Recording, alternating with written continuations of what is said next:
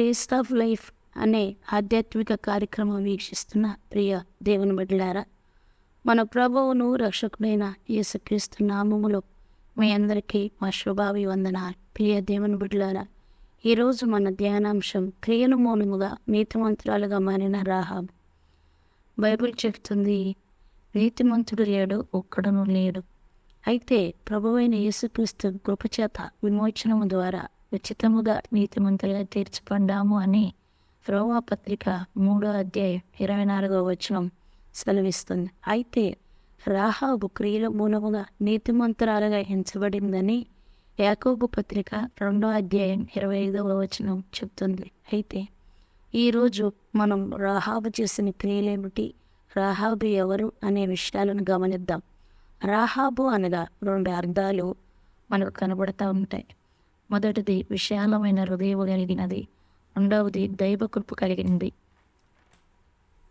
ఈ రాహాబును గమనించినట్లయితే యెహోషువ గ్రంథము 2వ అధ్యాయం 1వ వచనంలో యెరికో ప్రాంతంలో నివసిస్తున్న వేశ్య అని ఉంటుంది. వేశ్య అయిన తను యెహోషువ పంపిన 2 వేగుల వారిని శత్రువు నుండి దాచిపెడుతుంది. దేవుడు యెరికో ప్రాంతాన్ని ఇజ్రాయేలు ప్రజలకు ఇస్తానని చెప్పినప్పుడు యెహోషువ 2 వేగుల వారిని ఆ ప్రాంతం చూసి రమ్మని, ముఖ్యంగా యెరికోని చూడమని చెప్తాడు. ఆ టైంలో ఆ యొక్క 2 వేగుల వారిని శత్రువుల నుండి ఈ యొక్క రాహాబు దాచిపెడుతూ ఉంటుంది. దేవుని బిడ్డలకు తన ఇంటిలో ఆశ్రయం ఇస్తుంది. హెబ్రీ పత్రిక 11వ అధ్యాయం 31వ వచనంలో విశ్వాసమును బట్టి రాహాబు అను వేశ్య వేగుల వారిని సమాధానంగా చేర్చుకునేందున అవిధేయులతో పాటు నశించలేదట. ఈ రాహాబు ఎంత దైవకృప పొందింది అంటే, యేసయ్య వంశావళిలో దేవుడు తన పేరును పొందుపరిచాడు.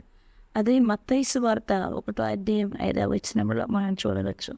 రూతు భర్త బోయాజుకి తండ్రిగా సల్మోనుకు భారీగా ఈమె చేర్చడం దేవుని కృప. అంతేకాదు ప్రియుల, తన హృదయం తన పేరుకు తగినట్లుగా విశాలమైనది.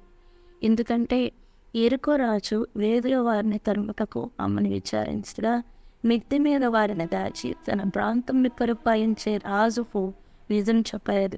దేవుని బిడ్డల కొరకు రిస్క్ చేసినటువంటి అద్భుతమైన లేడీ.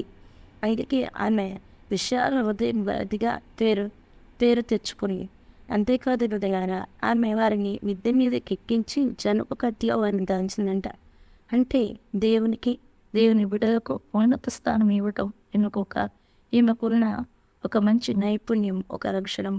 ఈమెలో ఉన్న ధైర్యం ఏమిటంటే ఆమె విశ్వాసంతో నిలబడి సాహసం చేసే ధైర్యవంతురాలు అనిపించుకుంది. మనం దేవుని బిడ్డలం అని చెప్పుకుంటాం, కానీ చాలాసార్లు పిరిగితనముగా ప్రవర్తిస్తాం.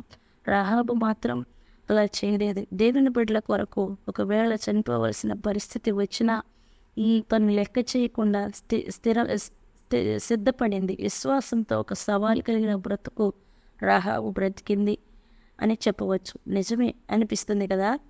ఈమెకు ఇంత ధైర్యం ఎక్కడిది అని ఆలోచించాలి. తను ఉన్న లైఫ్ స్టైల్కి తను చేసిన సాహసముకు సంబంధం లేనట్టుగా అనిపిస్తుంది. కానీ పాపంలో బ్రతుకుతున్న తనకు తెలుసు దేవుడెవరో. యెహోషువ గ్రంథం 2వ అధ్యాయం 9 నుండి 14 వచనాలు గమనించినట్లయితే ఆమెను గూర్చి ఈ రీతిగా రాయబడి ఉంది. యెహోవా ఈ దేశం మీకు ఇచ్చుచున్నాడనియు, మీ వలన మాకు భయము పుట్టుననియు, మీ భయం వలన ఈ దేశ నివాసులందరికీ ధైర్యం చూడననియు నేను ఎరుగుదా. మీరు ఐగుప్తు దేశం నుండి వచ్చినప్పుడు మీ ఎదుట యెహోవా ఎర్ర సముద్రమున ఏరుని ఎలాగో ఆరిపోజేసిన యోర్దాను తీరమన్న అమోరీయ 2 రాజులైన సీహోనుకు ఓకు మీరేమి చేసిద్రో అనగా మీరు వారిని ఎలాగో నిర్మూలన చేసిద్రో ఆ సంగతి మేము వినినప్పుడు మా గుండెలు కరిగిపోయేది. ఈ దేవుడైన యెహోవా పైన ఆకాశమందును క్రింద భూమి యందును దేవుడే మీ ఎదుట ఎట్టి మనుషులకు కలిగిన ధైర్యం ఏమాత్రం ఉండదు అని ఆ యొక్క యెహోషువ గ్రంథంలో రాయబడినట్లుగా మనం చూస్తూ ఉంటాం. రాహాబు చూస్తూ ఉంటాం. దేవుని గురించిన అవగాహన రాహాబు పొంది, రాహాబు పాపం ఉండి ఉండవచ్చు, కానీ తనకు అవకాశం వచ్చినప్పుడు పాపం వదిలి దేవుని బిడ్డలను చేర్చుకుని దేవుని దృష్టిలో నీతివంతురాలుగా కనబడింది. నీలో ఉన్న పాపం నుండి ఎలా బయటికి రావాలో ఒకవేళ నీకు అర్థం కావడం లేదా? ఒకవేళ దేవుడు పాపమును వదిలిపెట్టే ఛాన్స్ నీకు ఇచ్చినా ఉపయోగించుకోలేకపోతున్నావా? లేదా దేవుని బిడ్డ, దేవుని కొరకు నీవు నీ పాపాన్ని వదిలిపెట్టి ఒక మెట్టు దిగగలిగితే ఆయన నీ కోసం 10 మెట్లు దిగి నిన్ను ఆశీర్వాదకరంగా మారుస్తాడు. రాహాబు దేవుని గొప్పతనాన్ని పాపమును బ్రతుకుతూనే వింటూ వచ్చింది. తాను సమయం వచ్చినప్పుడు సద్వినియోగపరుచుకుంది. ఈరోజు నీ దేవుని గొప్పతనం వింటున్నావు. నీకు తెలుసు నీ దేవుడు ఎవరో. ప్రభు నీ హృదయం దగ్గర నిలబడి నీకు ఒక అవకాశం ఇస్తున్నాడు. దానిని నీవు సద్వినియోగపరుచుకుని దేవుని కృపని పొందుకుంటే ఆత్మీయతలో నువ్వు వర్ధిల్లుతావు. అంత మాత్రమే కాదు, ఈ స్త్రీకున్న అద్భుతమైన లక్షణాలను గమనిస్తే దేవుని బిడ్డల దగ్గర ఒక చక్కటి చిహ్నం అడిగినటువంటి స్త్రీగా ఈ స్త్రీ కనబడుతూ ఉంది. యెహోషువ 2వ అధ్యాయం 18వ వచనాన్ని చదివినట్లయితే ఆ 2వ అధ్యాయం 18వ వచనంలో ఈ రీతిగా ఈ స్త్రీ మాట్లాడుతుంది. నీవు మమ్మల్ని దించిన ఈ కిటికీకి ఈ ఎర్రని దారమును కట్టి నీ తండ్రిని, నీ తల్లిని, నీ అన్నదమ్ములను, నీ తండ్రి ఇంటి వారిని అందరినీ నీ ఇంటి చేర్చుకున్నాము. నీ ఇంటి ద్వారముల నుండి వెలుపలికి వచ్చేవాడు తన ప్రాణమునకు తానే ఉత్తరవాది. మేము నిర్దోషులమగుదము. అయితే నీ యుద్ధ నీ ఇంటనున్న ఎవరికే గాని ఏ అపాయము తగలకుండా దానికి మేమే ఉత్తరవాదులము. ఈ యొక్క వేగులు వారిని, దేవుని బిడ్డలను, నా కుటుంబాన్ని ఉగ్రత దినమున మీరు ఎలా రక్షిస్తారు? దానికి ఏదైనా చిహ్నం ఉందా అని అడిగినప్పుడు మరి వారు అంటారు, మరి ఎర్రని దారం నువ్వు కట్టుకొనడం వలన నీ కుటుంబాన్ని నువ్వు ఉగ్రత నుండి కాపాడుకుంటావు అని చెప్పడం వల్ల ఆ ఎర్రని దారం కట్టి తన కుటుంబమును ఉగ్రత నుండి కాపాడుకుంది. ఇందుకీ ఎర్రని దారం దేనికి సాదృశ్యమో తెలుసా? అదేనండి మన యేసయ్య రక్తంకు గుర్తు.